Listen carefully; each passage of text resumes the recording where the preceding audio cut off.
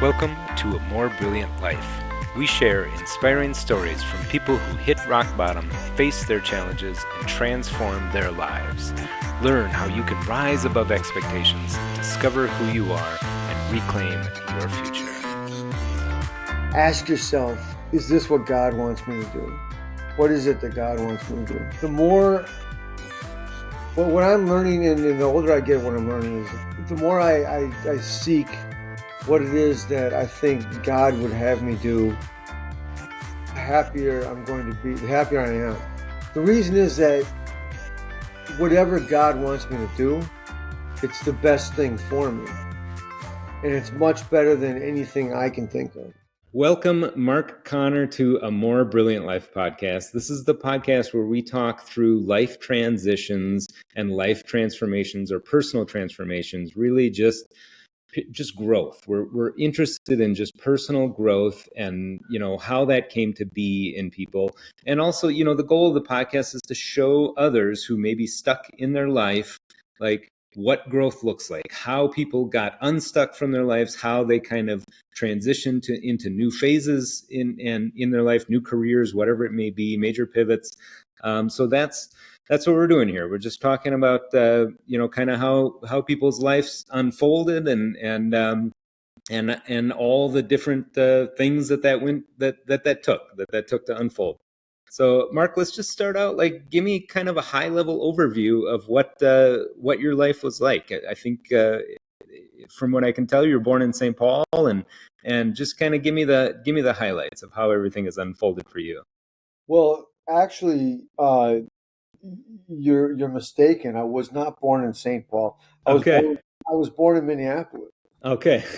but I was raised in St. Paul. Of course. I'm the product of a mixed marriage. So my dad grew up in St. Paul. My mom grew up in Minneapolis, which makes it a mixed marriage.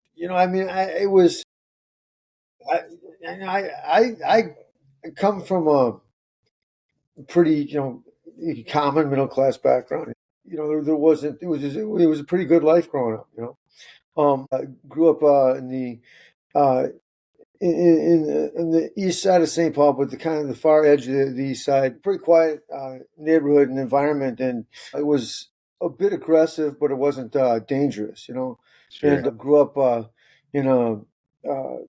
St. Paul. St. Paul's actually it's a Catholic city. The United States is much more secularized than it was even in the 70s, or 80s. But I mean, the last half of the 20th century, it became much more secularized. People don't think of it as such, but it's named St. Paul for a reason. Mm-hmm. And it's a little bit less. It's not quite exactly like this, but it's still close to it.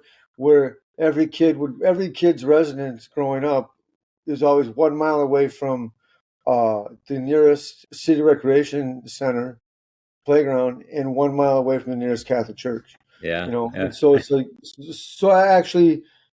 people still, if you ask someone which parish were you from or whatever, it's almost like asking which neighborhood you're from. So anyway, that's the city that I grew up in. So I went to Catholic schools, all through high school and everything. And I didn't grow up in a tough area, but we like I say, it was kind of an aggressive area. So people did fight, and it's kind of a strange thing that I think that nowadays that's not even tolerated so much. Is more one of those things that I think is kind of something for boys to just go through. But waiting for the bus for grade school, I mean, there'd always be a couple of kids who would get into a fight. Everyone would gather around, and so that's kind of and sports were really important. And so I just started playing t-ball and baseball when I was a kid, and then hockey and I was starting football, but I got a chance to box when I was 10 years old. 10 years old. Yeah, and it just after having had played the first football game, I got a chance to go to these boxing matches. But my dad was going to take me to them. I told my dad to go to football practice first, and he said, "No, you got to make the choice. You're going to go to football, or I'm going to take you to find out about boxing, whether you want to box. And I said, he said, but I'm not going to do it again. If we don't do it today, we're not going to do it. So I went, and the coach had just been warning kids about not making it to practice. Next guy that didn't make it to practice was off the team. And I mean, I'd never been someone that would miss a practice or something like that. But I thought, oh boy, I'm going to be off the team now. And I just presumed I was off the team. And I just started boxing. And I liked it so much. I wanted to do it so badly that that was the thing I did. And I pretty much gave up everything except baseball during the summertime. And So was it? I ended up running cross country through high school. Okay. Do you think it was your dad's influence then that got you into boxing, or is it something more like you just kind of wanted to, like the kids around the neighborhood, you wanted to be able to protect yourself, or what do you think interested you the most about it? It wasn't so much protecting myself, but I was kind of, so I was, I had a brother a year older than I was, and he would, we were athletes. He was kind of decent, but he wasn't, great. But I really wanted to be an athlete, and I was smaller than everyone, and a little bit shorter and slower and everything, and I did feel intimidated by guys and pushed around a little bit. I could hit. I wasn't bullied like like people were like like I was scared all the time or anything like that, but that was an issue, but I became fascinated with boxing, and I was kind of into, I wanted to be a bodybuilder, and so and I just started to lift weights a little bit, and I saw I could see the guys on TV, and I thought that was so cool, and then I saw the boxers and how muscular they were, and how in shape they were. Plus, they had this skill that I found it an aesthetically beautiful thing. I just found it was tried to that there was an atmosphere around a fight and around the whole social kind of scene that was around it. You can see that. You can see that if you see a broadcast fight. You can see that the people at ringside and the way that the announcers talked and the reporters and stuff like that. So that stuff just really drew me to it. And so and then the Rocky movies came out. My family had gone and seen Rocky 2. We hadn't seen Rocky. We had seen Rocky 2, and at that time I just started kind of. I'd asked my mother if I could, hey, maybe I'd be a boxer. She was really against it, but I said, and I kind of argued with her a little bit about it. But then kept mentioning it in front of her and my dad, and especially my dad just kept begging him. He said, well, maybe I can find a place, And so the thing was, it was his influence in the sense that he said, okay, I'll facilitate this. And then once I did it, he encouraged me, and he didn't stop encouraging me. And he didn't push me into it. My mother didn't push me into it. She actually would have rather I'd not done it. What time in your life were you a boxer then, or was this something that ever afforded an income for you? Did you ever make this a career? It's been a small income as a trainer. Yep. However, it's never been an income as a fighter. I contemplated it many times, and there was I kept training 2 years after I stopped competing. I kept training with guys who were fighting professionally, including my teammate Will Grigsby, who became the IBF junior flyweight champion of the world twice, and a couple other guys like that. I've actually sparred with a few world champions and stuff like that. But or guys that fought for world titles. So that was for a couple of years afterwards, and then I kind of strayed away from it because I wasn't getting paid, and I wasn't being thought of as someone that was going to be helping out and getting paid in these endeavors. So I just thought, well, I'm just going to pursue being a writer. And I had different distractions and so forth, but I took jobs that were not, what's the word, commensurate with my college education. I mean, that didn't require my college education, and because I wanted to concentrate on writing. But I had distractions that would have kept me from getting a lot of productive things done. And so I kind of dragged things on, and then I kind of came back to boxing. So this is between 94 and 96, 6 that I was doing the actual training, and then kind of left it, and then kind of came back around 2000, 2001. 2003, I started my personal training business, which it's always been kind of a side business. I've always had other things I've been doing to make ends meet. So personal training in the aspect of boxing or just lifting Yeah, weights? yeah, Boxing. Okay. Okay. So you have kind of made it like a lifelong passion then, or at least it's something that's stuck with you for your entire life. oh yeah, for sure, yes, yeah. And how old were you when you started getting into writing? Seriously, when I was 16. 16. Wow. Okay, Yeah. so that's also been something of a passion for you from a very young age. Yes. And then has writing been something that you've done professionally then on and off? Or I mean, obviously It you've is. It uh-huh. is. I've had um, it's never it's never been my primary income, but Mm-hmm. I do write for money, and I also there was a time when I actually had was officially assistant managing editor for a citywide weekly that was published out of Minneapolis. And also their parent paper was a neighborhood monthly. That was I was their managing editor, and then the citywide assistant managing editor. Oh, very cool. What was your college education in then? You said you never really, or did you ever work in what you went to college for? Yeah, Well, I got a English degree. English. Okay. Yeah. So working as an editor writer and editor is it's something that's within that field. Yes, Mm-hmm. but no, I've never had a minimum $52,000 a year plus insurance benefits and some type of pension job for something requiring that degree. Yeah, yeah, yeah.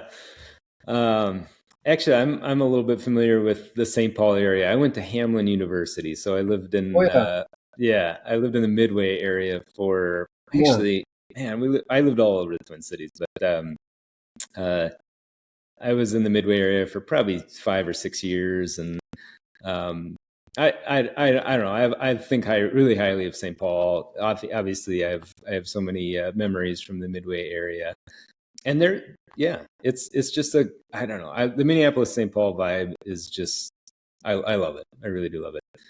Yeah, yeah, yeah. So, what year did you graduate? I graduated in 2004, so yeah, it was right around the time when you were getting your gym going. And then my actually I got married. I got married right out of college. Um, Good for and you. thanks. Have you ever been married yourself? No, No. that's one of the frustrations in my life. That's why I was telling you about the time I was telling you about the young lady in Costa Rica who was Yeah. Yeah. 32. I was like, I'd like to find a woman roughly of that age because I'd like to have some kids. Yeah. And as I get older, if some people roll their eyes at the idea of it, but I say, you know, that's a loser attitude if you tell someone not to do that, as far as I'm concerned. And you've got kids, right? Yep. Yep. We've got an 11 and 13-year old, two daughters. Yep. Right. Yeah. Great. That's a wonderful thing. I mentioned a bunch of things in the book that pertinent to St. Paul, and we're talking about Hamlin, and I present the first three of the poems that appear in the book at the Turf Club. Mm-hmm. And I know the Turf Club. Yeah. Yeah, you know the Yep. Turf Club. Yep. And I mentioned Phil being there. So I mentioned, kind of activism I got involved with. I got involved with, Irish activism, right? My father.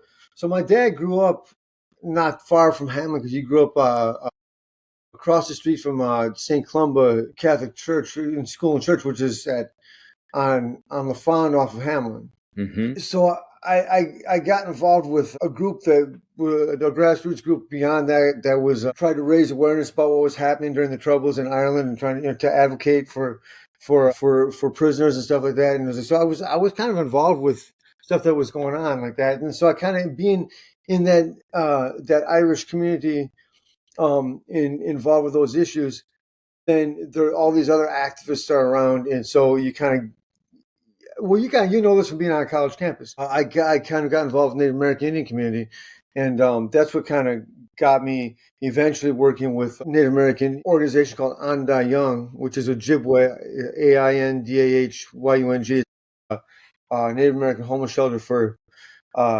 kids. But being around that outer kind of activist community, there are a lot of women that I met that were all into this, like, man, marriage is kind of slavery, and kind of, women are possessed if you're in that. And that's and like I literally met people who would say, "Why would you want to have kids? I mean, isn't that going to do too much damage to the world and stuff like that?" And like that kind of thing always just. I mean, for one thing, at that point in my life, my mid-20s, I was kind of living a little more of an alternative lifestyle, but it was still, I wasn't completely abandoning my Catholic faith. I would still go to mass most of the time. I was trying to kind of work out this contradiction in what my values were. And I like pretty girls, man. I mean, like Yep. I like pretty ladies, right? And, so the thing is, but I just like I spent a lot of time, I think, in a social environment that was really taking me down the wrong direction, and away. Honestly, I think anyone that influences people away from the general idea that most people should marry and have children, there there's something evil about that. If you don't, if you're trying to discourage that, you know what I'm saying? Yeah, no, I agree. I mean, I generally take the philosophy of like to each his own, right? Like if it's working for you, great. If it's not, so be it. But I know from my personal experience, it's been tremendously beneficial for me to have been married and to be in a loving relationship and to have kids, and it just has forced growth upon me. There's no doubt about that. And then the other thing on the other side of it is I truly believe my wife makes me a better person, and raises me up. Now there are other people who, that may not be the case, right? That the marriage just maybe like two toxic individual, or it turns into that eventually, right? Two toxic individuals that are just tearing each other down, and like at that point, well then it's time to move on. But at the end of the day, it's still I still feel like it comes back to the individual.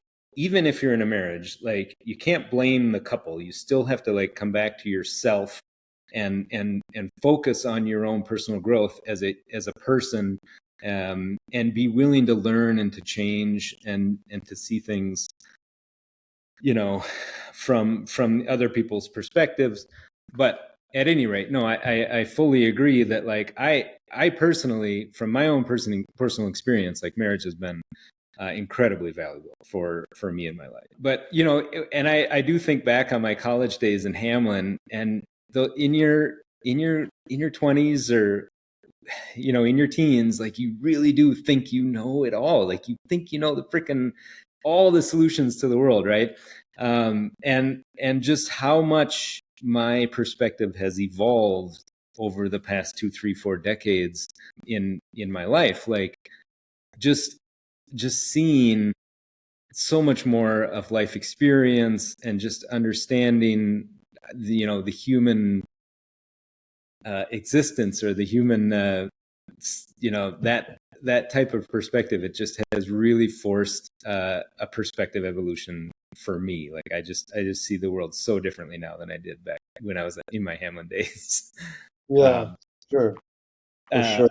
And then of course I always want to like kind of go back to that 20-year-old self and just be like, oh, you're just like, why are you doing these things? Like, why aren't you, you know what I mean? Like, why aren't you getting in shape? Like, it's so easy to like, build muscle and be in shape, and it just gets harder and harder the older you are in life. And that too is one of those things where I just want to be like, why are you not more focused on your goals? And and just personal growth in general. But it's not something that you can force upon anybody. I just feel like everybody has to live their lives out the way that they live, however they unfold. And I remember in a argument conversation with a guy one time in his late 70s, and I'm 49. Trying, desperately trying to accomplish some things before I'm 50. Well, because one thing I'm like 48, and he says to me, "You're a young man. You're a young man," and I'm saying to myself, you know, yeah, you idiot. I'm not married yet. I want to have a kid before I'm 50. I mean, it's like, and this guy's like, he's pushing 80, and he's telling me how young I am, and it's like, you know, the thing about time is that when you have it, and and whatever you've got, it's more than you have when you're out of it, mm-hmm. and so you just have to use it as much as possible. And there's so many distractions in life, that it's hard to know. It's hard to make sure that you're using the gift of life to the fullest value that you can. Oh, 100%. Yeah. No, and that's the real key, is like deciphering what's a distraction and what is in line with, what your outcomes are or what you want in life. Right. And that's what I felt like for me. Like, it was almost like an awakening in terms of like, oh my God, I've been half asleep my entire life. In your 20s, you're drinking Yeah. and all you want to do is drink and party. And then in your 30s, you're like, okay, well, I guess it's career time now. I guess it's time to like figure out the job, and then you kind of get way too involved in that, and you forget about your life family balance, and then your 40s and your 50s hit, and then all of a sudden you're like, oh man, this is real now. Like the clock is running. Yeah. Right? Yeah. Sure, for sure. So, that was the thing. So that's the whole point of calling my book. It's about time, Yeah. right?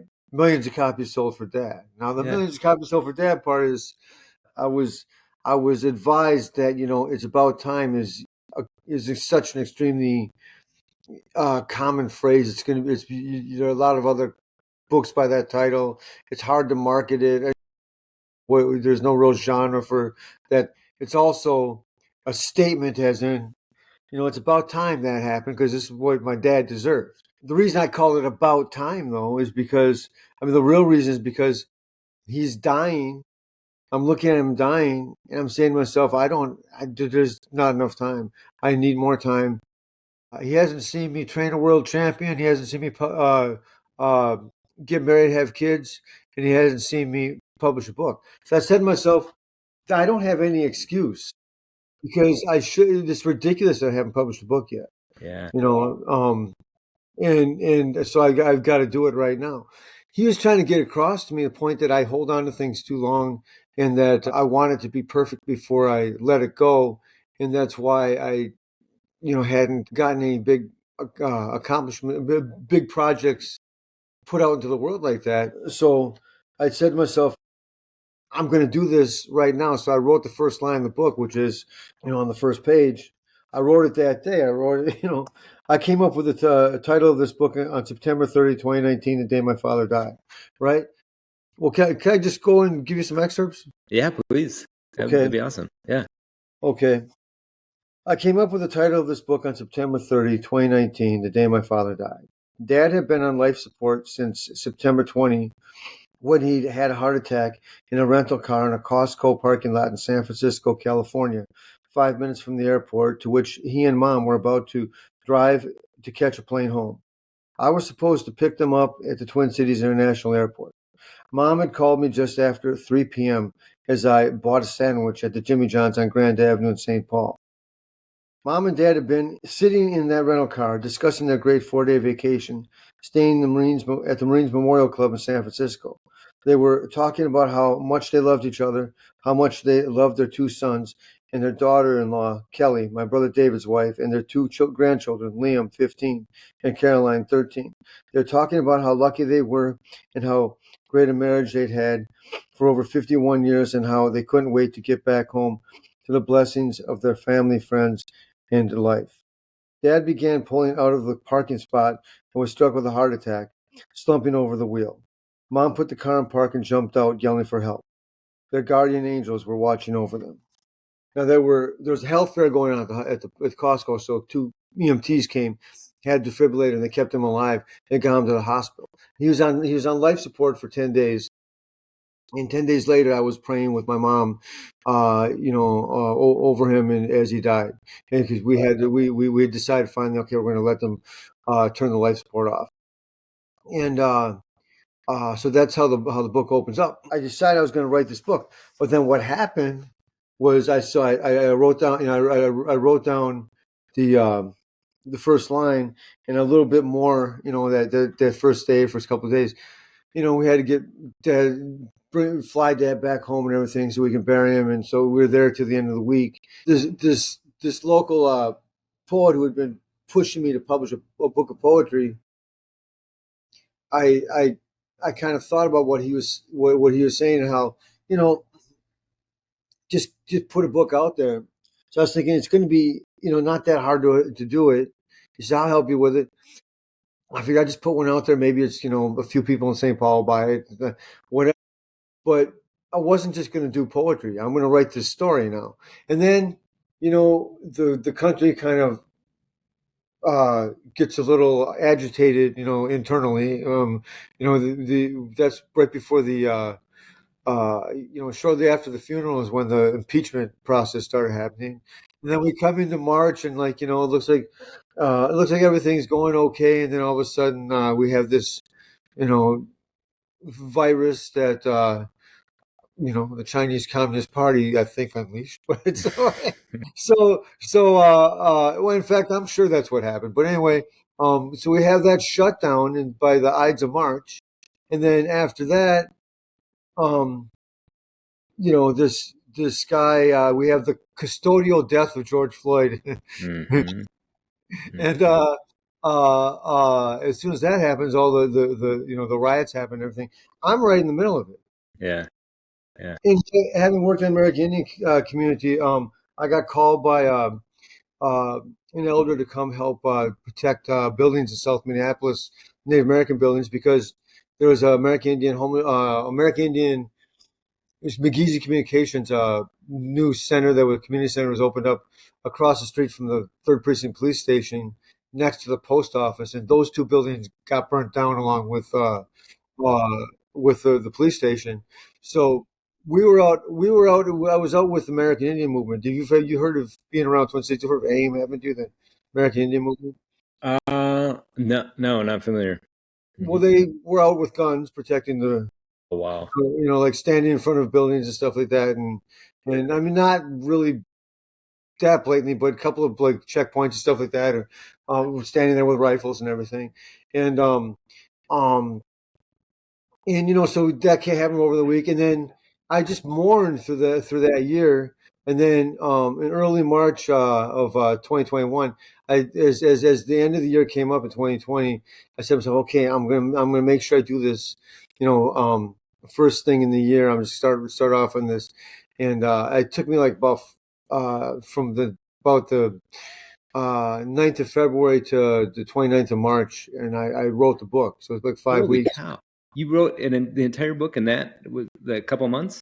I did, but honestly, that was the first draft, and it wasn't. I didn't change that much, but as I was going to get it published, I had a publisher that was working with me in 2022, and I was doing a revision, and I decided I had to write one more chapter. And I wrote chapter 6. Okay. It's the only one, the only chapter that doesn't have poems in it, but I wrote that. It's just pretty short too, but it was pretty much the whole story was there. Why don't I give you a couple of poems, and then I'll tell you this thing about my father. And he told me, he's trying to tell me that you hold on to things too long. You got to try to put something. Yeah, just get a book out there, right? It's about time is a phrase friends of mine often hear me say. Fighters I train, people I hang around with, and family members hear those words from me when they do something, no matter how significant or uneventful, oftentimes with a semi-reverent tone. They say they'll be here soon, they bought a new car, they just got a job, or they're getting married. I reply, it's about time. The implication is we've been waiting forever, and you should have done this a long time ago, but it's also just me making light of the situation and voicing my approval, showing my support. Luckily for me, people are merciful enough to put up with my obnoxious personality, so I actually have friends. But it's about time, finally, I publish a book, as Dad knew too well. The poems running through this story cover a lot of years, from the 1990s to 2019. St. Paul poet Danny Klecko encouraged me in 2017 to put together a book. I started pulling out a bunch of stuff I'd written over the years, and Danny was going to help me get it launched. But he became absorbed in his own projects, including a collection, Hitman Baker Casket Maker, that won the Midwest Book Award. So our collaboration never materialized. You could say it got stuck in the snow, which is metaphorically accurate, given the night I premiered the first 3 poems of this book in the Clown Lounge downstairs at the Turf Club on University Avenue in St. Paul, Wednesday, February 20, 2019. There were probably 20 people there that night because we had a blizzard that kept most people home. You couldn't blame them that year, one of the coldest and snowiest winters in our lifetime. But the crowd was good, and I owned the room. Here are the poems, along with the story wrapped around them. So I'll give you the first poem, and then I'll go into another one at the very end of the chapter, so I'm not making people listen to me read too long. So this is called The Perfect Metaphor, written Monday, August 21, 2017. The perfect metaphor to describe boxing is jazz. There is a rhythm to every fight. I learned this from Dennis Presley, who learned it from Rock White. A fighter has a rhythm, and the only way to beat him is for you to break it and establish your own. That's where improvisation began. No one knows where it will lead or where it will end. Jazz is the perfect metaphor to describe boxing. Every fight has its rhythm, upon which is added improvisation. I learned that from Dennis Presley, who learned it from Rock White, who practiced collaboration with Emmett Yanez and Bobby Zamora, the 2 men who taught me to fight. Okay. So the last poem of the chapter was after I had kind of an unfortunate discussion and departure with this young lady. And it's a poem called Life So Simple, written Sunday, March 31st, 2019. As if to pray, you start today in meditation on your bicycle wheel, the separate spokes united in the center. You want me to be blunt, you say. I want to be direct, but fear I'll frighten you away. The final action is the original intention. This statement is authentically true, not just my invention. My responsibility is to you, a comfort for my rest, a respect in my behavior, helping you to be your best. You can push me away, invite me to stay, or walk with me today, but we met for a reason, to teach each other and learn. Such a fact comes not from acts, but is a grace we did not earn. Demons distract, demons lie, and demons discourage us from our destiny till we die. Friends encourage, friends assist, and friends persist with love on which we rely. Your guardian angel already talked to mine. Together they have watched us share laughter and argue to the point of crime. You know they're sent by God, who really does exist and is not a tyrant or a terrorist. Rather, he is love, family, life, held in common at the core. You and I, specific spokes united in the center, spinning round from place to place, and nothing more. There were some other poems I put together qualifying for appropriate inclusion in this book. I've always held myself, of course, to the highest of standards, never believing any of these poems ready for an attempt at publication, so I never tried, which is why I so embarrassingly titled the story, It's About Time. Dad challenged me once, as far back, I believe, as 2012. asking me why by the age of 40 I hadn't published at least one book. If I really was a writer, as I asserted myself to be, I should have been able to publish at least 5 novels or other books by then. I told him to lay off, that there were legitimate reasons for current incompletion, and that literary success was on its way, but that was all an excuse. The real reason was the lie in my heart that my work was going to be great. I just needed time to concentrate, which is always delayed right now for the job, or the friend in trouble, or another excuse, which justified not trying. The truth is, I was scared, so I never dared.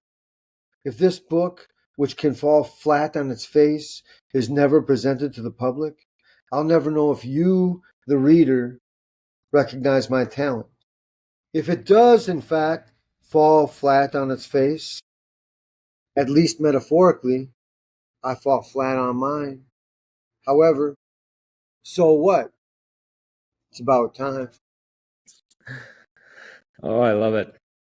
So what advice would you have for your younger self then? I mean, obviously you had some regrets about not getting started on your started sooner on your novels, on your books, and on putting more poetry out there. But like, you know what I mean? Like, how would you try and convince your younger self to grab that perspective that you have today? You know, I just would try to say, just savor what's here and be here now in the moment. Take care of the most important thing right now.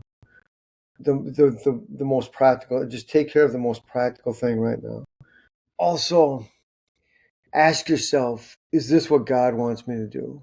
What is it that God wants me to do? The more, what I'm learning, and the older I get, what I'm learning is the more I seek what it is that I think God would have me do, the happier I'm going to be, the happier I am, the more content I am. The reason is that whatever God wants me to do, it's the best thing for me. And it's much better than anything I can think of. And I really believe in God as a father. He is a father, and has fatherly love for us. I really believe in that. And so, I know my father never wanted me to have anything that wasn't good for me or that wasn't going to make me happy and have a good life. Nor did my mother. And so, God gives us attractions and talents, and we have those for a reason. So if I'm attracted to a certain kind of endeavor in life, if I'm attracted to boxing, if I'm attracted to writing, it's not contrary to God's will for me to try to find something at least semi-related to those activities to be what I do in my life professionally, hopefully, but I mean, just something to be involved with, is my purpose. Yeah. And so how do you get clear on what God is telling you, or how do you know? I guess by listening to your passions. I suppose that's one way. Or is there another method that you try to get quiet in your own mind? You know what I mean? How do you know what God is saying? Yeah, you have to cut the rest of the world out a lot. And how do you do that? Well, for one thing, turn off the radio, the TV, the computer, the phone. You've got to try to be alone, and try to be, somewhere where it's quiet. Cut noise away and pray. Praying is not just trying to get something from God. That's one level of prayer, but the higher level of prayer is trying to give yourself to God. And because in doing that, you're getting closer to God, and He's bringing you to Him. So He's bringing Himself out in you, because you're not going to change God, because He's perfect and eternal. But your connection to Him, the closer you can get to Him, He changes you. There's the Ignatian process of discernment, which I don't know how familiar you are with that, St. Ignatius of Loyola. He's the founder of the Jesuits. Okay. Jesuit order of priests. Okay. Do you know about the Jesuit order of priests? They were originally, I don't know the entire history of them, but I mean, St. Ignatius was Basque. He went on a lot of adventures for the King of Spain. He was a soldier, and he got wounded, and he was recovering. I mean, they did this terrible, like painful operation on his leg, and he's recovering in his sister's house, and all she had to read. He's a voracious reader, and all she had was the lives of the saints. And he was kind of a womanizer, and he actually kind of learned to transfer his lust for women into a respect for women, and the Blessed Virgin Mary was kind of an inspiration for that, and kind of devoted himself to her. And he became a priest, and he founded this Jesuit Society of Jesus, what Jesuit means. He founded this order of priesthood, and they were very controversial because at one point they were kind of suppressed, and then they were the Pope's army. I don't know all the history and everything, but Pope Francis was the only Jesuit ever to be Pope. Was Pope Francis. It's supposed to be a really simple thing, the whole discernment, but there's a lot of all these books written about it. I've actually gone to these Jesuit retreats last few years. What? Yeah. What is a Jesuit retreat like? Well, this particular one, it's a silent retreat. Wow. You go there on Thursday night, and then you have dinner, and you talk a little bit, and then the lights are like 10 o'clock.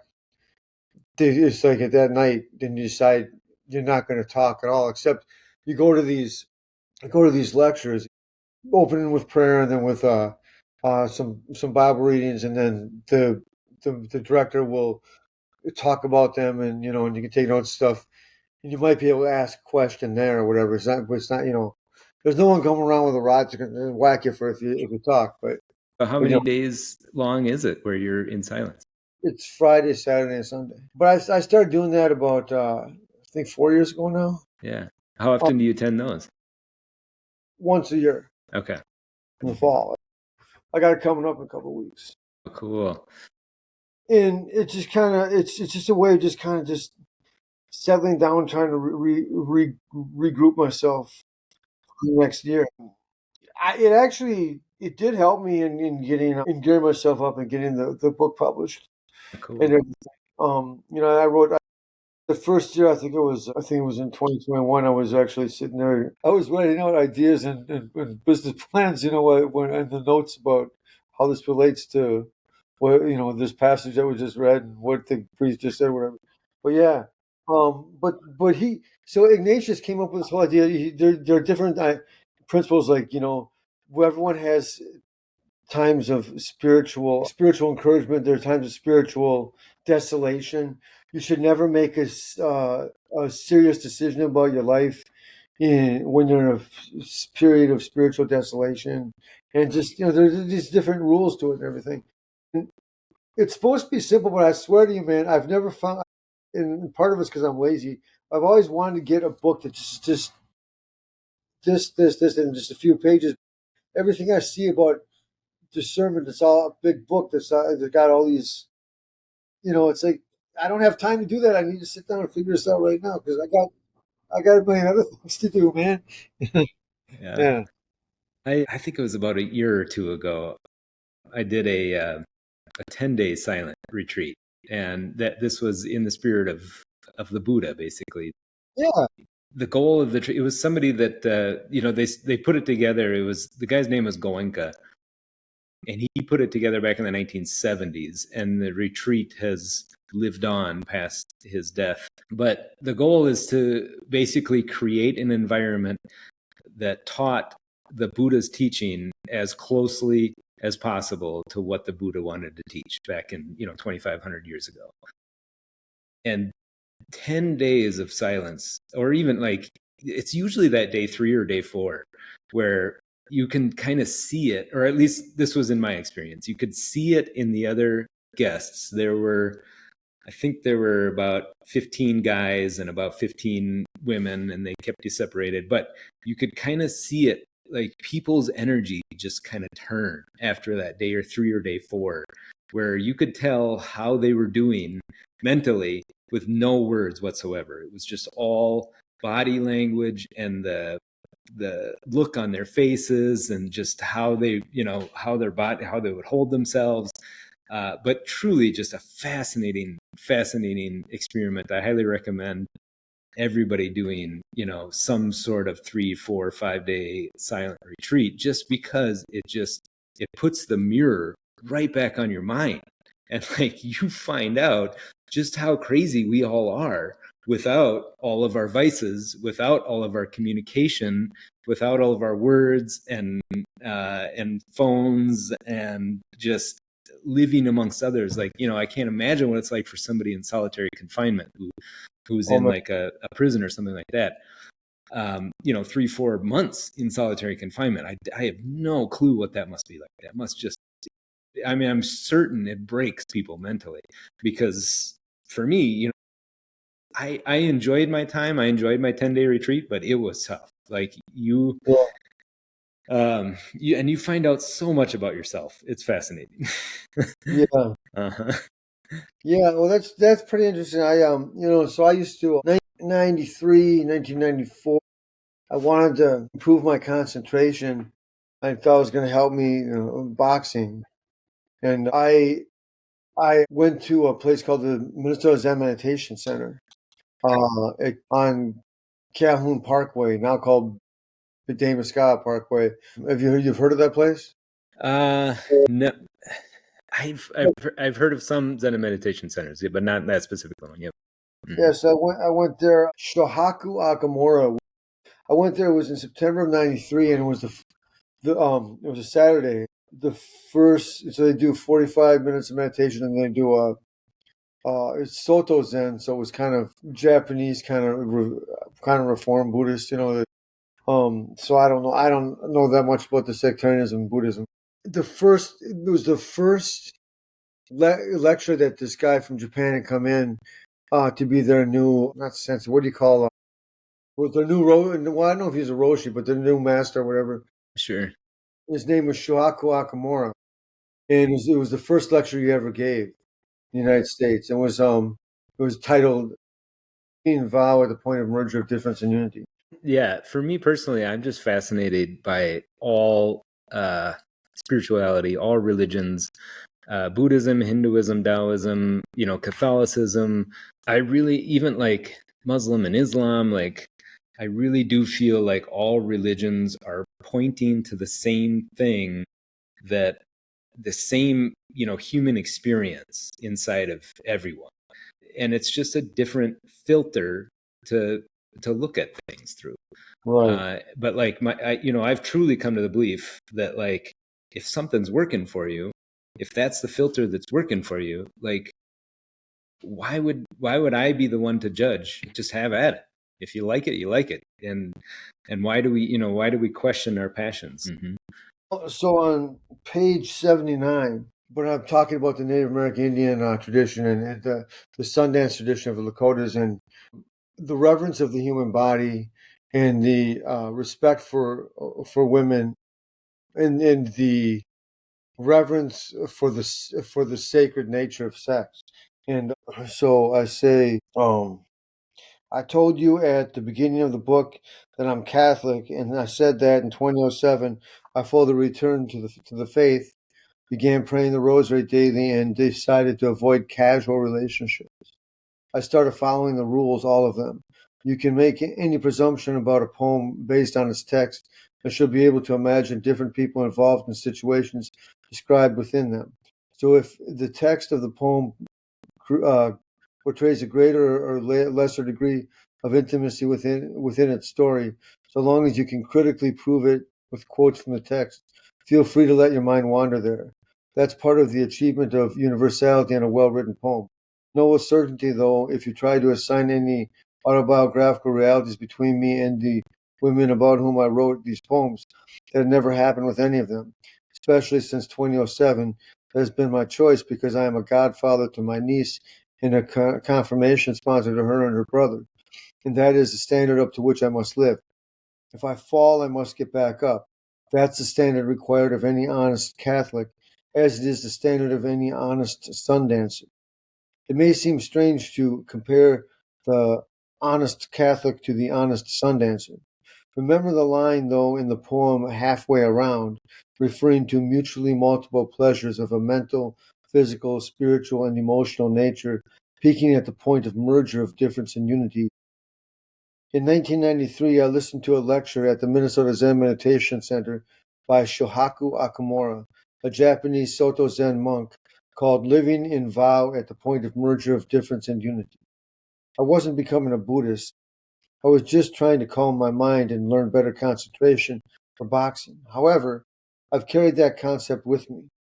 We have differences, but a point of truth brings us together where we unite while keeping our own identity. The mental, physical, spiritual, and emotional elements are the four portions that comprise each human being. The medicine wheel, which represents in color red, white, yellow, and black all the people of the world, also represents each of those four elements. The circle is always turning, and one element or another may be the central experience of the moment, but they are all there all the time. So that kind of was that paragraph is comparing my Catholic faith with Buddhist approach to life and with the Lakota faith. It's finding a universality within the three of them. So that is a point of merger of difference and unity. And but when Shako Okamura talked about, he used the example of the hand. He says you got five fingers, each one's an individual finger, but together they're all part of the whole, which is the hand. So the one thing that I find it's a similarity in the approach to life that comes from Buddhism with the approach to life that comes from Christianity, being in this moment. Mm-hmm. And as Shoko Akamura explained it, he says in a lecture, he's saying, remember, we always try to be in this moment, reach forward to grab on to the next one. Don't go reach back to hold on to the last, but just be right here, right in this moment, right now. Yeah. And in Catholicism or other forms of Christianity, you seek to do the will of God, and follow the Holy Spirit, do the will of God.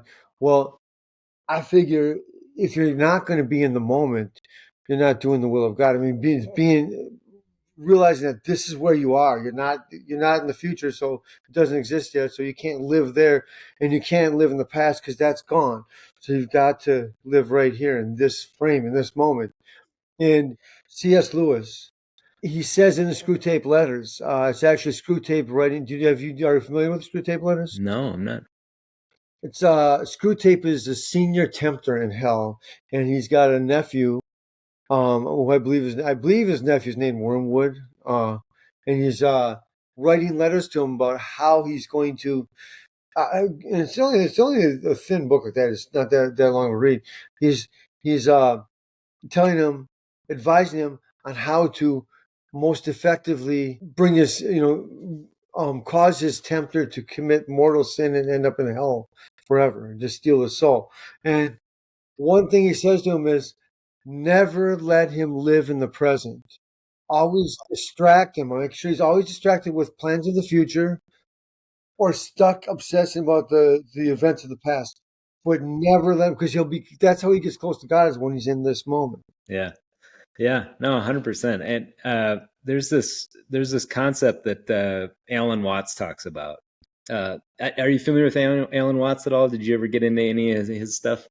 I am not. Okay. He was, popular in the 1950s, 60s, and 70s, and I'm kind of obsessed with the guy, but or at least his lectures. He talks about we actually are like there is no such thing as time. Like that's just all a creation in our own minds. That's a part of our consciousness, right? And so what he talks about is we are actually experiencing the Big Bang in this moment. The Big Bang didn't happen, however many billion years ago. That's something that we are putting on top of, like layering on top, right? Like it's Right. actually irrelevant how many times the earth goes around the sun and how many times the sun, how many times we go. Like a year doesn't really exist in the concept of the Big Bang. So we are actually on top of the wave still from the initial moment of when the universe was created. And I just love thinking of that in that terms, because it's the reality. It's a part of, well, I think the Buddha talks about it a lot, is like that's why we suffer, is because we are chained to these concepts in our brain that, we're thinking about the past or thinking about the future, and that's what creates suffering. That is the source of all suffering in Right. humanity. Yeah. In a conversation Dad and I had during one of our weekly breakfasts, I told him how I remembered being at Mass when I was as young as 3, maybe 4. I remember being on the ground, looking down at the kneeler in the pew a few rows back from the altar in the northeast corner of the basement church at St. Pascal by the Conway Street entrance. I was whining a bit, and Dad put his hands on my shoulders and calmed me, and I steadied myself and looked up at the priest, who was in the middle of his homily. God is always calling us to him, he said, reaching out to us, and we are always longing for him. You can remember that far back, he asked. Yes, I said. That's a real grace, Mark, he said. Really? Yeah, you have a real gift of faith. I sure hate having had to let him go. I can hear the thoughts of people telling me to get over it. Why should I be so sad? I just laughed as I wrote that. Look how long I got to have him in my life. What a great privilege. So he didn't get to see me have kids. That doesn't mean I won't or that he won't be an influence on them.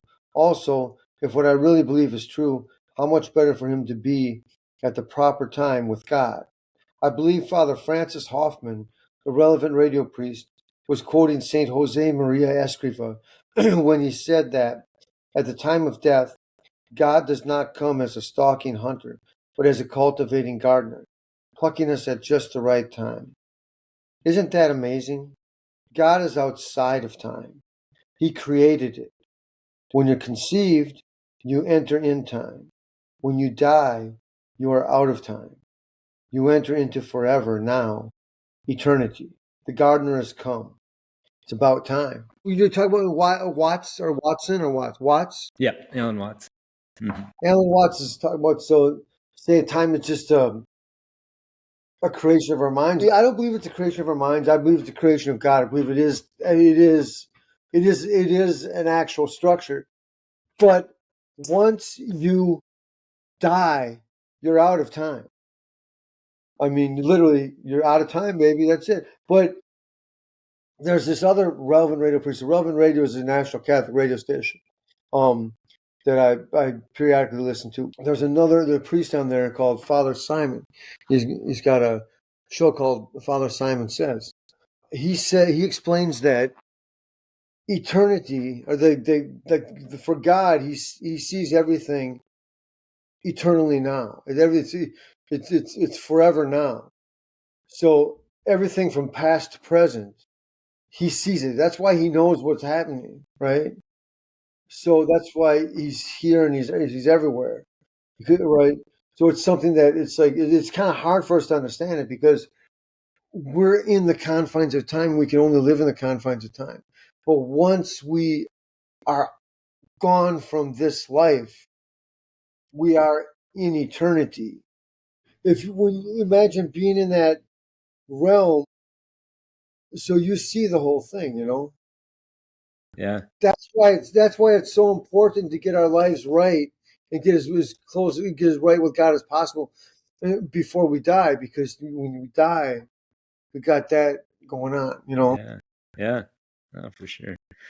No, I mean, I definitely believe that inside of every human is the God nature, right? Is the Buddha nature? Is this higher self that God is trying to draw out of all of us, right? And like you were saying earlier, like that's what you have to tune into. That's what you have to listen to know, how to try and get your life to follow out, to go down that path, and to unfold in that way. But so you were in your young 40s when your dad died, is that right? Like 43-ish? No, I just turned 50. Okay, you had just turned 50 when your dad died. And then the whole world went crazy. Yeah. Uh-huh.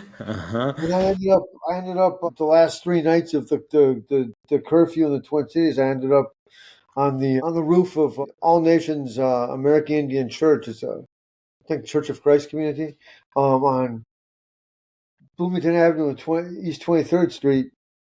with a pistol in my pocket, just watching. Just I was there to watch the last few hours overnight, until like from like midnight to like 3 o'clock each night, and I could hear 4 blocks away outside Holy Rosary Catholic Church where there was a barrack. It was across the street from Little Earth Housing Project, American Indian housing, public housing, and there was a construction barrier set up there with couple of American Indian Movement members standing there with rifles, and so no one could go in there, and so the church is being protected too.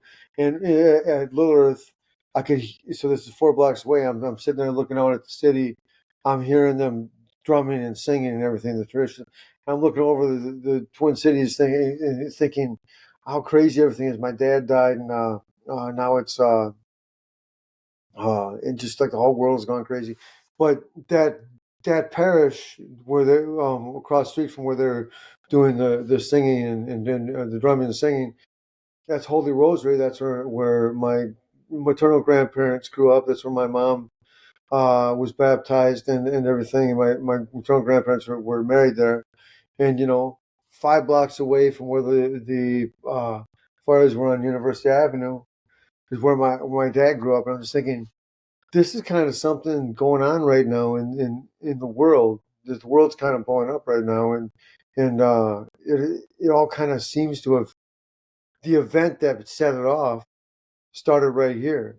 I'm thinking that's what, and I knew then I was still holding with me. Then I thought I'm going to have to include something about this, in the book, which I do at the end, because I feel like what I'm writing, I believe that what I've written here is my observation of the way the world is, how important it is for fatherhood, for family life, for love, family, and life. So I'm writing this with the intention of expressing and sharing the values of love, family, and life. It's a love song to St. Paul. It's with a nod to Minneapolis.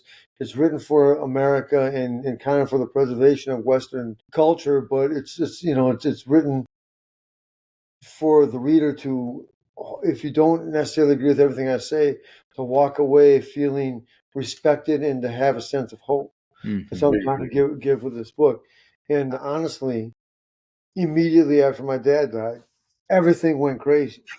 So, do you think that is it fair to say that triggered a midlife crisis in you, or would you frame it that way? Yeah, I would say midlife, because I do not consider myself to be, I don't know how much time God will give me, and I don't know how healthy I'll stay, and I'm not claiming that I live absolutely the utmost, healthiest of any example, but I plan to live a minimum of 50 more years. So there you go.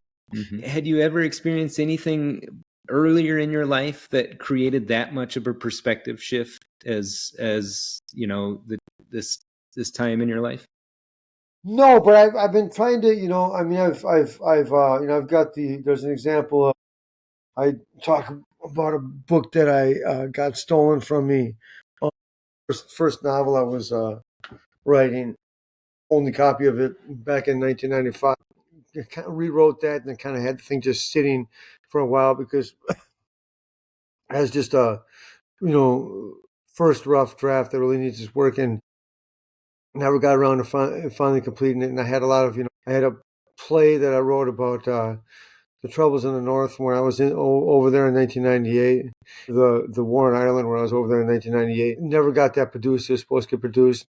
I'm thinking of making a novella out of it and stuff. There's some short stories and stuff like that. So there's fiction I've written. There's journalism I've written over the years.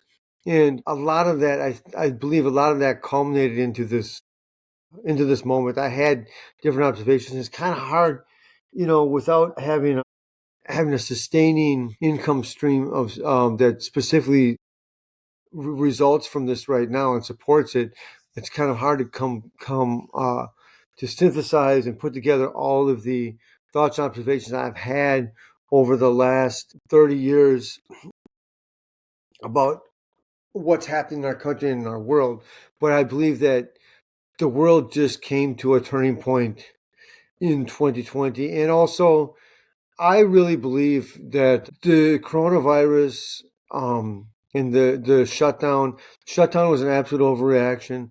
A lot of the things that were the perfect thing to do to mitigate the issue were done in the exact opposite way. There was a real, I mean, there was a lot of totalitarianism that came out of that.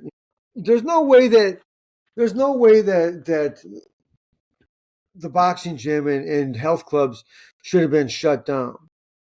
And you get as much liquor as you want to, and you can go, and we'll open up a strip club, but we're not going to open up the health food store, and there was more wealth and property shifted in that time than any time in history, and uh, I think that there are plenty of people that there's this real kind of tech thing going on.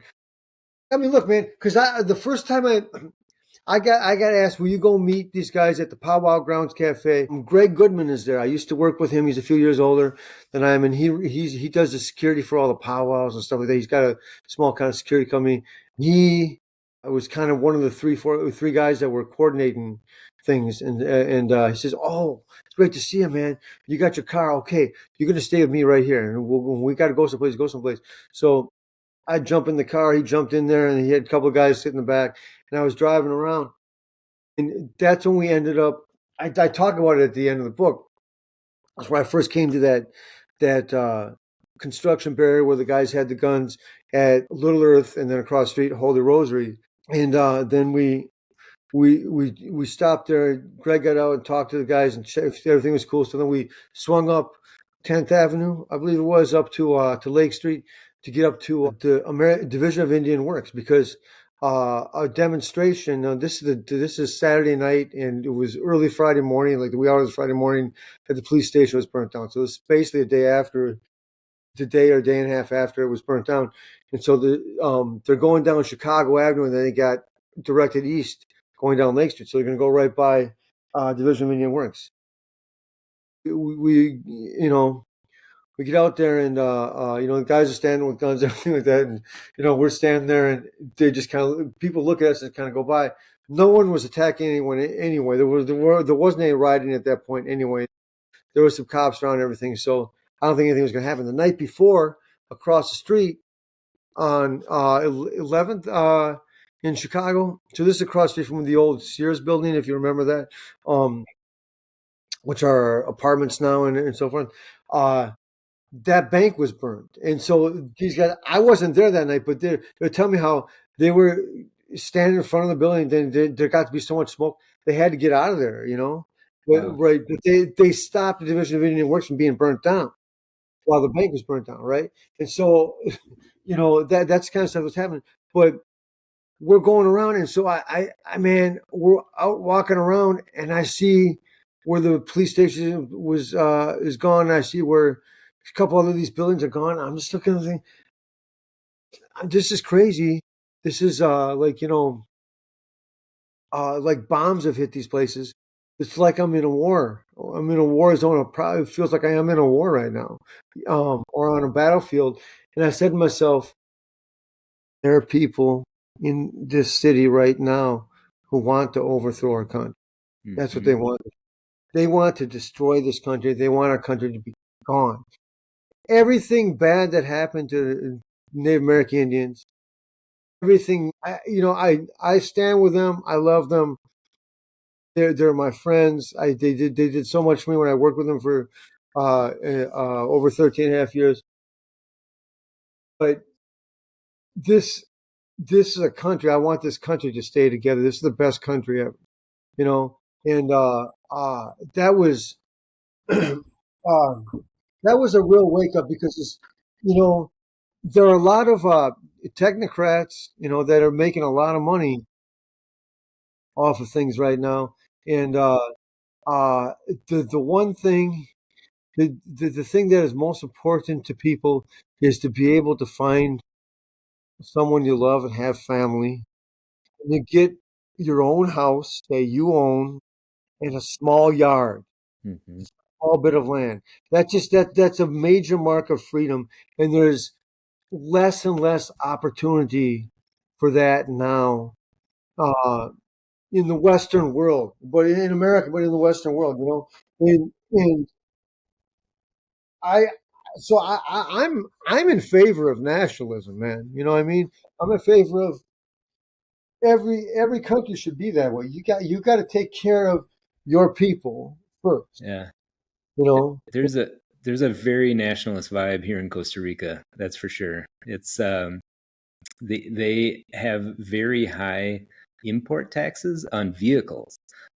So like any vehicles that come in, well, and I don't think they manufacture any vehicles here in Costa Rica, but the result of it is it's very fascinating. There's a 50% tax on all new vehicles that come in and are sold. Wow. Yeah.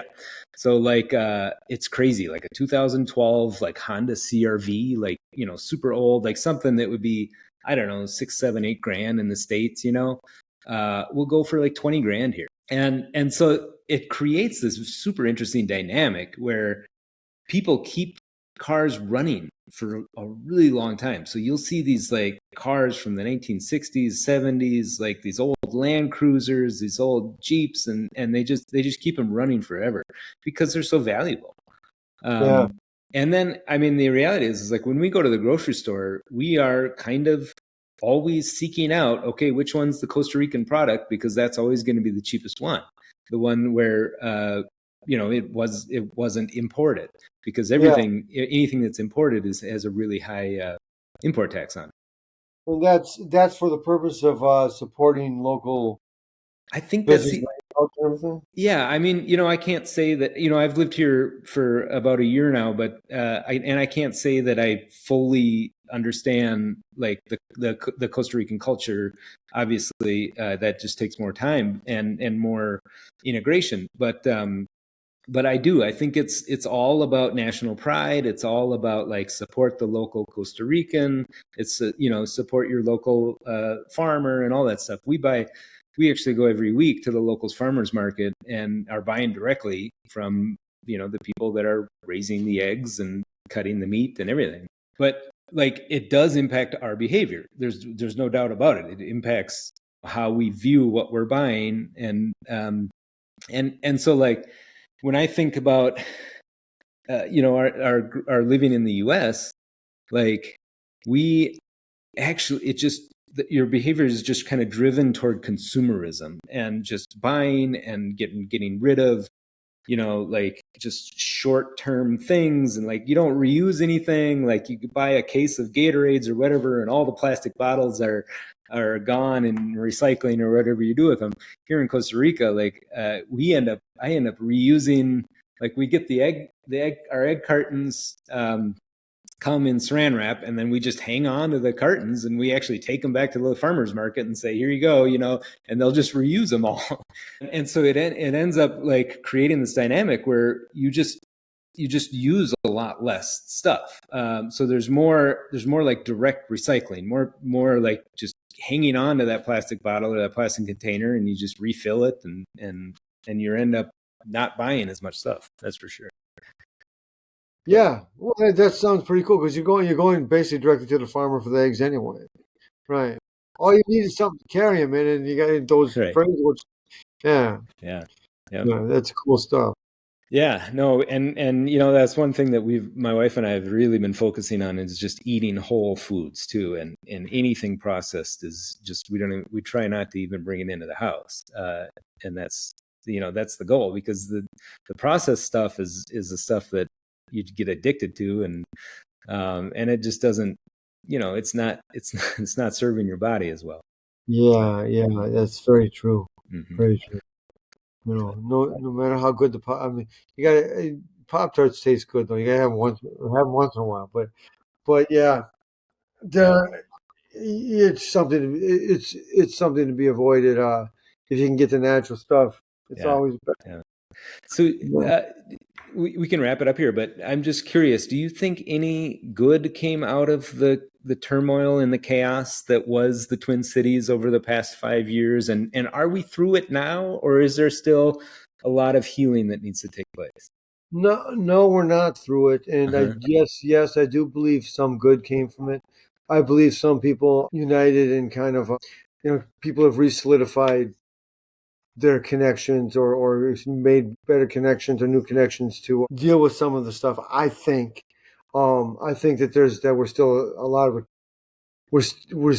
still have a lot of recovery. We're still recovering from it, and no, we're not out of it. And I believe the attack on Annunciation, that shooting that just happened, is indicative of how sick our country really is. Um, the the fact that there 8 or 10, maybe it's the last 8 major shootings have been by people that identify themselves as transgender. That's something that's mentally ill. You can't change from one sex to another, and if you have those so-called transition operations, what you do is you mutilate your body, and you become a permanent patient for $1 billion industry of medical industrial complex and pharmaceutical industrial complex, etc.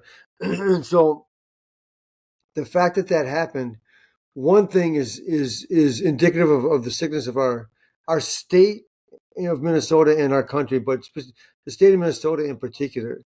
I come from a DFL family, but the Democratic Farmer Labor Party has run everything in this state forever, and there's actually the majority of counties are Republican. I'm not a Democrat and I'm not a Republican, but I don't believe in one party rule. Secondly, they've gone crazy. I mean, you don't let children. We're a gender affirming sanctuary state. So if minors show up to Minnesota seeking these gender uh, changing treatments, then they'll be facilitated without notifying their parents, which is that's an inherently evil thing. Period. And the whole idea of you're in the wrong body, etc. You can do this. That's inherently evil. Now that's something you wouldn't think that that'd be the thing that you're talking about. It's crazy that would be the thing I'm talking about, but that's indicative of what's happening. But the other thing that's indicative of is there have been something like 477, 500 attacks on Catholic churches since 2020, documented in the United States. And during the riots, someone tried to burn down the Basilica of St. Mary. And it was played down. Even the Basilica of St. Mary said, "Wow, it wasn't that much, was it?" No, that was someone who hates the Catholic Church and hates Catholic people who's trying to do that. And um, so one thing that it taught me, and I mentioned this in the end, I said that AIM has the right idea. Protect your people with integrity. Make sure, right? They came out with their guns and they said, you're not going to burn our buildings down and you're not going to attack our people, and um, people have to protect themselves. So that's what it is. The first year after those riots in the middle of St. Paul, so I'm living a couple of blocks off Selby and Dale. You know where the Mississippi Market is and all that. For the first year, I would not walk out of my apartment. Now I'm a boxer. I wouldn't walk out of my apartment without my pistol in my pocket and a bullet in the chamber. Wow. I And this wouldn't was do that. which year are you talking about? The first 20 year? from uh, March of 2020 through March of 2021, basically up until spring of 2021 at least. Were you always a gun owner, or was that something that kind of I surfaced? I got the permit to carry in 2004.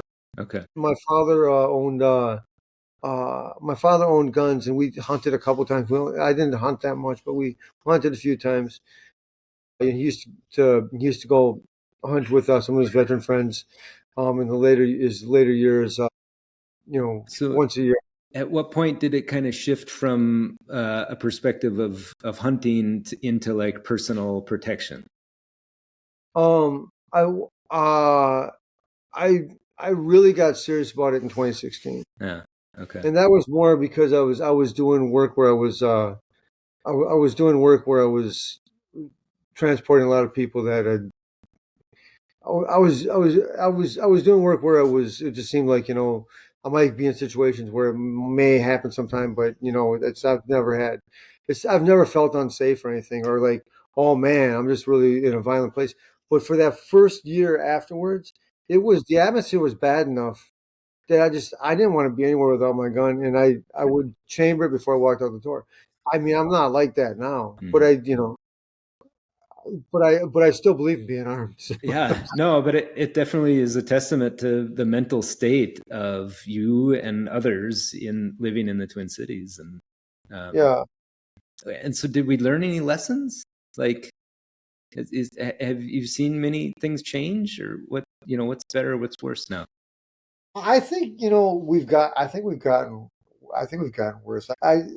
I think there's people just are they're just embracing stupidity. I think that's what I think. I mean, you know, honest to God, truth, the thing that is the most blatant stupidity and most blatant insanity, um, that I've been shouting this since I first saw it, and no one has ever listened to me. I should have been publishing a lot more about it, but is this whole, this whole gender theory nonsense, which, by the way, Pope Francis, everyone talks about, and I see articles, headlines about uh, Pope Leo the 13th, and Pope Leo the 14th is continuing the LGBTQ relationship that with that community that Francis did. Pope Francis died. He said clearly, um, gender theory is demonic. It's diabolical. He called it diabolical.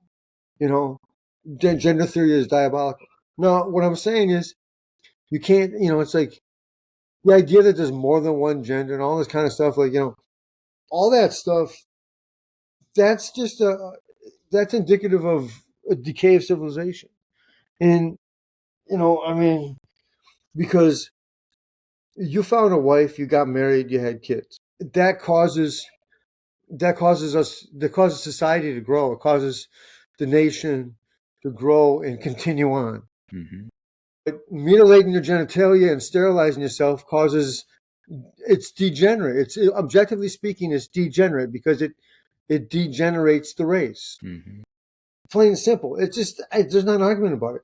But there's this whole the whole technological thing going on now with AI and all that kind of stuff. The whole these big tech guys, they got this whole transhumanist kind of thing. It's just you understand what I'm referring to. The first example would be where Elon Musk has invented that Neuralink. That's the Okay. clearest thing I can think of. Yep. Right, so it's something that goes in your Yep. brain, so it's gonna. I I have forget heard it. exactly. Yep. Yeah, it's for like paralyzed people. Something. Which some of this stuff is good stuff, but then there becomes this idea where, okay, are you going to start manipulating the genes of your child before being born, and you're going to pick stuff?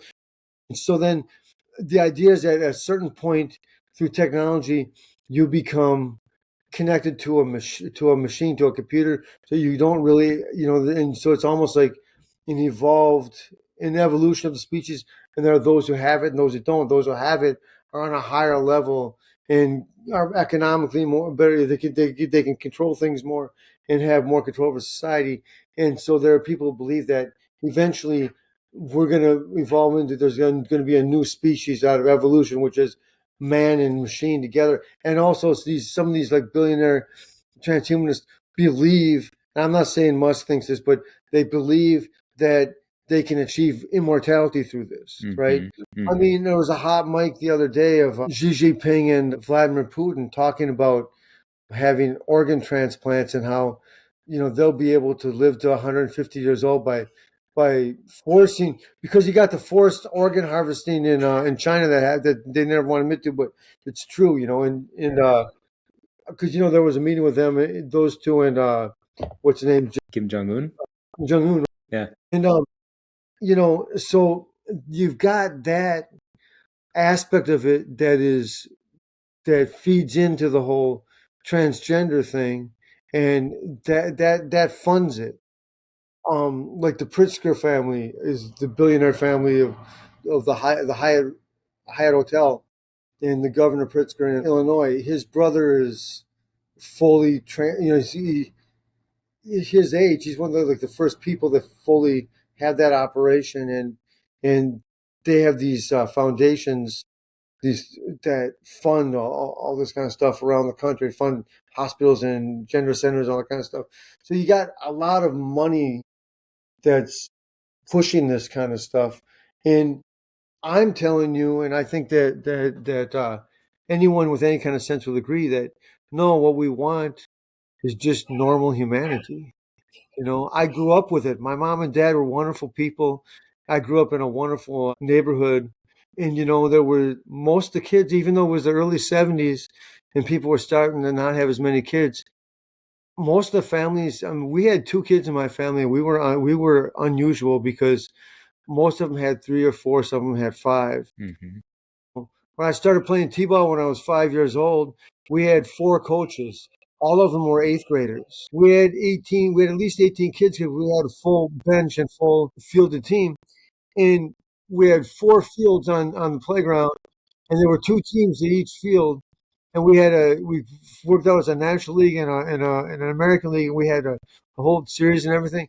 I mean, you had that kind of activity going on at the playground, that many kids, and the kids are responsible enough that under adult supervision of the program, 14-year-olds turning 14, just starting high school, these kids were actually the coaches. You know what I mean? It's like you have that because you have people getting ready to have children, and you believe that. And that's a simple thing, and like that's a revolutionary thing to say now. I mean, it's a revolutionary thing now to embrace that. But I think people are starting to embrace it, and I believe that maybe 20 years from now, that things will settle down, will be okay. Yeah. Go Yeah. I mean, forward. I just hope for the stability. I just want to keep the United States together because I believe that there's going to be a lot of craziness over the next couple of decades, and we just have to get through it. yeah. Yeah. Yeah, it's true. The pendulum is always. I feel like the pendulum is always swinging. Yeah, And yeah, finding that middle ground or whatever it is, where where we can all coexist is always the sweet spot. Yeah, right. Well, just be in this moment, right? exactly. Yeah. That's the Buddha way. Yep. It is. Yeah, or pura vida as they say in Costa Rica, but it's just pure, Yeah, yeah. Put a Vita, right, pura vida. right. Yep. Pura Right. vida. I got to get back there, man. I got to get back there. Yeah. I got some friends who go there. Yeah. That was a cool place. We love it here. And there are people, we come across people here that are like, yeah, I just had to get out of the US. It was driving me crazy, but we're not those people. We did not have to leave. We wanted to come to Costa Rica. We wanted to live in this country. Yeah, And I have no hard feelings against the US. I love Minnesota. I love the whole country. I mean, I just think it's such a fascinating environment. My personal philosophy is I never, or at least this is something that's developed for me in the past 2, 3, 4 years, where I always try to catch myself whenever I'm trying to frame something as either good or bad. And so, like, the COVID virus, you could call it bad, but there's probably some good stuff that came out of it. The same is probably true of the Floyd killing. Just like if you go back to the civil rights movement of MLK, or even prior to that, all of those atrocities that happened to the Black community or even the Native American community, like, brought out something good. And it helped, at the very least, raise the awareness of the nation of what was happening in these places in Mississippi or wherever they had happened to take place. And so, like, there's this story. There's a Zen. I think it's a Zen story about the farmer, and the horse. It's kind of a common one where, a bunch of wild horses came and showed up at this guy's place, and all the neighbors said, "Oh, well, isn't that great?" And he said, "Well, maybe." And then the next day, his son was trying to tame the horse, and he gets bucked off the horse, right? And he breaks a bone, and all the neighbors say, "Oh, isn't that terrible?" And the farmer says, "Ah, maybe." And then the next day, the military comes and is trying to recruit young kids to go into the military. And his son, since he has a broken leg, is not recruited into the military. And all the neighbors say, oh, isn't that great? Your son didn't have to go fight in the war. And the farmer says, well, maybe, and that's kind of the philosophy that I love to draw out of me whenever I catch myself like trying to judge the situation in the moment. Mm-hmm. It reminds me of it. I haven't thought of that for years. Yeah, cool. Well, I've really appreciated this conversation, Mark. I've really enjoyed hearing your perspective and this conversation. So I've enjoyed it too. Thank you very much. No, yeah. I'm glad. All right. Well, thank you so much, Mark Connor, and I wish you the best with your book and all your boxer training and everything, all the future endeavors that you have going on right now. And okay, this is people can get it if they go to my website, boxersandwritersmagazine.com. That's boxersandwritersmagazine.com, to the books page. And the platforms from which you will buy them are Amazon and Lulu. So, do you have a preferred place that people find your book? No, they can get it from either one. I mean, if you like Jeff Bezos, go to you can choose the Amazon option. I don't know who runs Lulu, but if you prefer to go Lulu because it feels more like an independent thing, then you choose Lulu. All right. Well, thank you so much for the conversation, Mark. God bless you, my friend. Thank you. We have a great week, man. Hey, thanks for joining us. If you want to find out more about us and our mission, check out brilliantlifejourney.com.